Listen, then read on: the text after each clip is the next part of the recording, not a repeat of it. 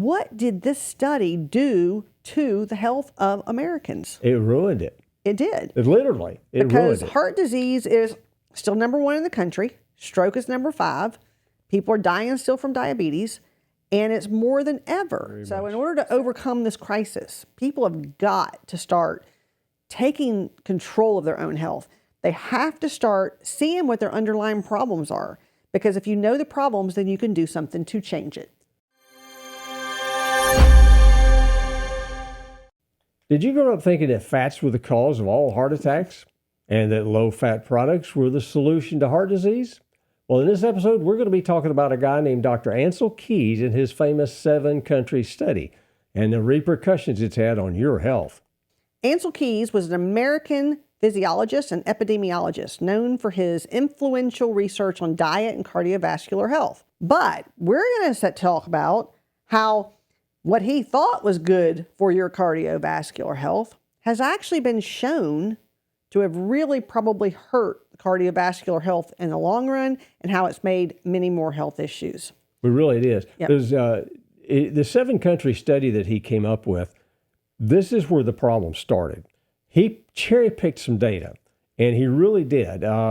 He kind of skewed it. There was a controversy about, and now we know that even back then, and that was in the 50s and 60s, even then, the sugar industry was actually funding a lot of his research. Yeah, some of the new stuff that's come out is showing that the sugar industry is who had a big part of funding his research. So, and they had that because they probably knew what sugar did to you then, I would think. Sort of like tobacco now. We definitely know what it does to you now.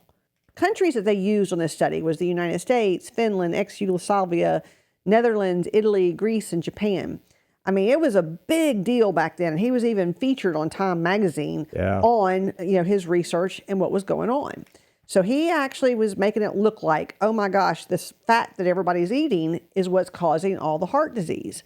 So, that was over 50 years ago.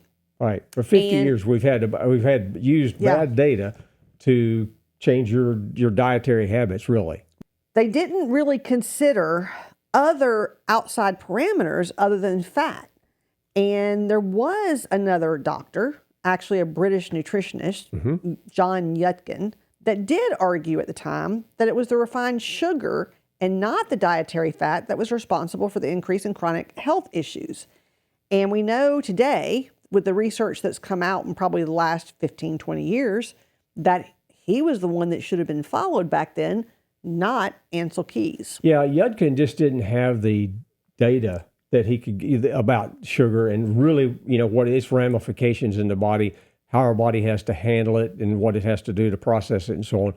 Just didn't have that data available to him. So he couldn't make as big an argument. Bring this stuff up today. Right. No doubt about it. Yudkin the research is there. Yeah, the research is there. And the bad thing is that Yudkin at one point yo-yoed on his views and thought, well, maybe it is the fat and the sugar causing the problem. And he was not always just emphatically that it was the sugar. Now, Ancel Keys was always emphatically it was the fat. Right. So there have these two arguments from these two guys that say, okay, one says it's the sugar, one says it's the fat. But Ancel Keys also had a buddy in politics. Yeah, he had it was a senator. Yeah, George McGovern, and he was very powerful, and so powerful he actually ran for president at one time back in the 70s, I think it was, and he actually got the data from Ancel Keys, got all that, his 7-country study, and gave that to the FDA. And the FDA, of course, being the good people they are, came up with this big food pyramid thing eventually. And it just changed how you and I are supposed to eat. Yeah. And that caused all the problems. Right. And a lot of Yudkin's publications were dismissed. And they said, it wasn't sugar. And, Keys, they were saying, oh, no, it's the fat. So everybody needs to go on a low-fat diet. Well, we're seeing the problems today with what went on. Now, the good thing is back in 2016, some of the internal documents was published about all of Ancel Keys' research. His family had given it to someone. Well, yeah, there's a Dr. Ramsden, Chris Ramsden, and he did a great job. They actually, of course, Keys is gone. So his heirs kind of turned over this data to Ramsden and just to look at it, to archive it for future, which is good. But when he got through digging through it, he found that there was a lot of data that Keys omitted and didn't publish. That was one of the big... Yeah, that's the big thing, is that he cherry-picked his information in order to get his point across. Yes. And so that everybody would adopt his view and not Yudkin's view, he left out information. A lot of information. Yeah, and that does make a big difference. I mean, people think, oh, well, he just left out some information. Well, that makes a difference when it's going to affect the whole country's diet. And unfortunately, that is what happened. American government decided to adopt his view. And his view was that fat causes heart disease, and it also causes diabetes, and it also causes, all these other problems. And there's still some people out there trying to say that today. So you can't say that it, is completely turned around yet, because everybody, especially in my age group, I was in the age group that grew up following Ancel Keys's research, because I grew up in the 70s and 80s. And the people that grew up in the 70s, 80s, man, everything was fat as terrible. I mean, fat-free, fat-free, fat-free. And, you grew up eating more saturated fat, because that was before all that happened. Mm-hmm. So on the image that you see, that on one side, you actually show the dietary fat. And as dietary fat increased, it actually increased, different diseases. But what they didn't show you was that if you look at the other side, sugar had increased also. So which one was right? So on this image, it does show you how the omitted information plays a huge role in the outcome. It really does. Yeah. And then, because of his information, that's when the Great Food Pyramid was introduced in 1992 by the USDA, minimizing fats and maximizing carbohydrates. And if you look, we'll put this image up too of the food pyramid if you're not 100% familiar with it. If you look at this food pyramid, it is absolutely backwards. And that is what was pushed on the American people. Yeah. Actually, the food pyramid, a lot of people now are telling you to turn it upside down. 6 to 11 servings per day of pasta, bread, rice, cereal. And we know cereal is an absolute no-no. Oh, yeah. When you start looking at that and you see all that, and we look around at the people, look around today and you see everybody's overweight. They're eating this low-fat diet, basically. That's kind of what they're going toward. And this is what because if you look at the food mirror, it said to eat very, very, very little fat and eat huge amounts of carbohydrates. Mostly and starches. A little bit of protein in between. Yeah, mostly starches. Yeah. The biggest part of that, the bottom of the food pyramid, which is the base of your diet, they are saying should be high starch. And that is absolutely, I think everybody kind of knows that's not right. And according to the American Diabetes Association, in 2021, 38.4 million Americans, or 11.6% of the population, has diabetes. Now, we know that is who has diabetes. They don't talk about the pre-diabetes, or now we get a lot of people now that are coming in and they're not just talking about pre-diabetes, they're talking about insulin resistance, because we're seeing that now. Yeah, and insulin resistance causes a lot of issues even before you're pre-diabetic. For instance, the first symptom for insulin resistance tends to be high blood pressure. How many people are diagnosed with high blood pressure? And it's a lot. So you have high blood pressure and people are like, oh, but I'm not diabetic. And it's like, oh, but it's coming. I tell people every day when we do lab work, and we do a lot of lab work on people, and we go over a lot of lab work. So that is something I can say we probably are very, very, very, very, we do a lot. We do a lot, it that way. Right. Do more than even most doctors, because that's what our basis to what we do is we base it on lab work. So we look at lab work a lot and people are like, oh, okay, well, I'm not diabetic. I'm like, yeah, but you have everything that is insulin resistance. So the first thing you see is you have high blood pressure. Then you have high triglycerides. High triglycerides are before you hit usually pre-diabetes. Then there's pre-diabetes, and then there's diabetes. All of them have risk factors. There are even a lot of the new research coming out on pre-diabetes. You can even have the neuropathies that you hear about before you're diabetic. They can actually happen in the pre-diabetic state. They can. Some of the research is showing that because everybody looks at their A1C as being the marker. And so if your A1C is less than 5.6 or lower, you're fine. Well, actually what they're finding out now is that if you're at a 5.5 or so, you can actually start doing damage to the like neuropathies and so on.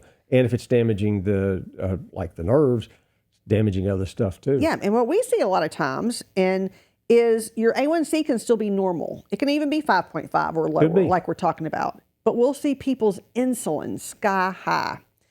That is, insulin itself does lots of damage. People don't realize what insulin does. It really does. I tell people, if you look at it under a microscope, it looks like a rocket chaw, or a lot of people not from the South don't know what a rocket chaw is, but a cucumber. It's like got little spikes on it. So you have these little molecule with spikes all over, and that's your insulin. If you have huge amounts of insulin, it pricks up the inside lining of the arteries. And when you prick up the inside lining of the arteries, the body has to try to patch that up. How does it patch it up? It patches it up with plaque. So that starts the process for heart disease. So insulin itself, even when the A1C is normal, is not a good thing. Well, why do you have insulin? Well, you have to have insulin when you eat too many carbohydrates. Because what the body does is when you eat tons of starch and carbohydrates, your body has to make insulin in order to keep that sugar controlled. And at first it does. At first it does its job on controlling the sugar. But at the same time it stores fat. You know, one of the problems that we see today, because like I said, we do a lot of lab work, and pretty much every lab work that we do on a patient, we're always going to check that insulin. When we check the blood sugar, for instance, we're going to check that hemoglobin A1C, the fasting blood sugar, and then we're going to check the insulin, fasting insulin. And you get those three values, you pretty well you're painting the picture as to how insulin resistant you truly are. And we see a lot of people, even when they're not even pre-diabetic yet, it's coming. And that's what we try to tell people is, okay, this is on its way. If you don't change your diet and don't change your ways, you're going to end up diabetic. So that's what we're trying to help people with here is to realize what it's coming from. Yes. And how you can make changes to change it. Diabetes, still the 8th leading cause of death in the United States in 2021, you know, based on death certificates. You know, heart disease is still number 1. But does diabetes increase heart disease risk? Oh, yes. Oh, yeah. Ask any cardiologist. Oh, yeah. So a lot of the people that are diabetic actually die from heart disease. So it is the number 1 killer. And heart disease is number 1. And what is everybody told that has a heart problem? Don't eat fat. And if you don't eat fat, what do you eat? Carbohydrates. So that is kind of one of those things that you can kind of look at and see, what did this study do to the health of Americans? It ruined it. It did. It ruined it. Because heart disease is still number 1 in the country. Stroke is number 5. People are dying still from diabetes. And it's more than ever.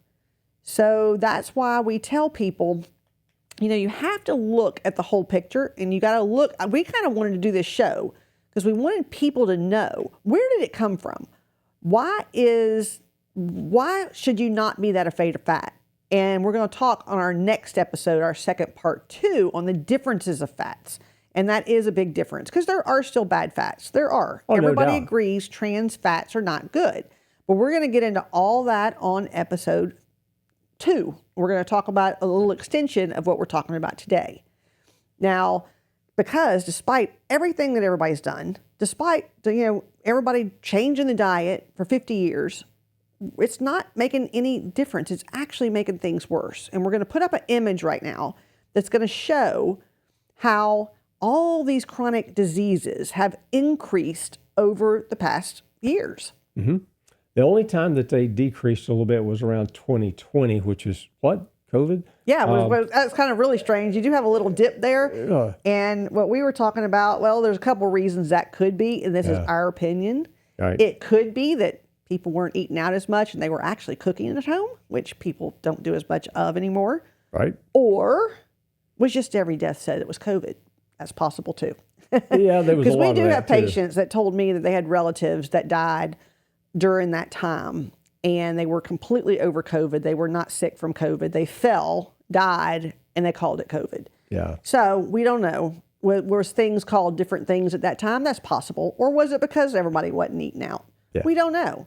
So But that's why that little dip, that's what you see on a lot of those things, the deaths and is. so on. That's why you see that. Yeah, you do see little dips according to what's anomaly. going on in the country. And there's no doubt when there was that dip, it was after COVID. So something happened during that time. Yeah. But just as a whole, we know now, I mean, looking at all the research, and there is a doctor, Dr. Lustig, Yeah. really good research on the dangers of sugar. Everybody out there should read some of his work in his books. His first book was Fat Chance. I always tell everybody, read that, get the book. You can get it on Amazon and read it. It's a great little book. It's not a big book. It's not real long or anything.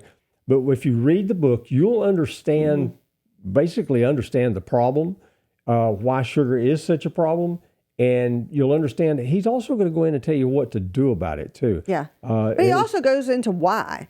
And, you know, we can do something about it and we can start changing our ways to do it. But we see way too much day in, day out that we know that sugar plays a role in. Because when we tell people, when people listen and change their diet, as we tell them, lab work changes greatly. Oh, tremendously. So, you know, can you reverse these statistics? Oh, yes. Can you do lab work and tell what you need to change in order to make changes in your health? Definitely. If you do the right lab work. Exactly. You know, we get people all the time bring us their lab work that their local primary care has done for them. And they did a minimal thing. It's like the Healthy You and so on like that. It's not enough information. Well, minimal lab work is what's covered by insurance. Right. Insurance, again, another big industry that's actually telling you how to That's a whole nother video. live and improve your health. But again, they don't do much and they can't see the problems. If you do enough lab work, and we have some really big panels, we have some lower panels, but even our low panels do way more than what people get done on a regular basis. So much. in order to overcome this crisis, people have got to start taking control of their own health.